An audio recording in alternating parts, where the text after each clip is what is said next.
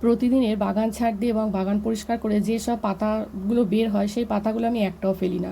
এরকম করে প্লাস্টিকে কিন্তু আমি জড়ো করে রাখি এবং অনেক সময় আমরা গাছপালা ডালপালা যেগুলো কাটি সেই ডালপালাগুলো আমি একটাও ফেলি না, এইভাবে পাতাগুলো রাখি। আর অনেকটা পাতা যখন হয়ে যায় বেশ কিছুটা ওখানে আমি মাটি দিয়ে দিই। এইভাবে মাটি আর পাতা দিতে দিতে একদিন কিন্তু এরকম একটি পাতা পচা সার আপনার তৈরি হয়ে যাবে। এরপরে যে পুরনো টবগুলো থাকে, যাতে আপনার অনেক দিনের গাছ বসানো ছিল, এখন গাছগুলো মরে গেছে, এরকম অনেক টব দেখবেন আমাদের বাড়িতে থাকে। সেই টবগুলোর মাটিগুলো তো এইভাবে পরিশোধন করে নিতে পারেন। মাটিটাও দেখবেন ওয়েল ড্রেন হয়ে যাবে, বেশ ভালো হয়ে যাবে। আমি এখানে বেশ কিছুটা চুন মিলিয়ে নিলাম যাতে মাটিটায় কোনো পোকামাকড় না হয়, আর পোকামাকড় না হলে কিন্তু কোনো দুর্গন্ধ হবে না, আর গাছ বসালেও কোনো ফাঙ্গাস লাগবে না। এরপরে পুরনো যে টবগুলো আছে সেই টবগুলোর মাটি এর মধ্যে মিলিয়ে নিলাম, বেশ কিছুটা আরও বালি মিলিয়ে নেবো যাতে আরও মাটিটা ওয়েল ড্রেন হয়ে যায়, হালকা হয়ে যায়। তো এইভাবে যদি আপনারা মাটি মেলাতে থাকেন দেখবেন কোনোদিনও আপনার বাগানে মাটির অভাব হবে না, আর মাটিটাও খুব উর্বর হয়ে যাবে।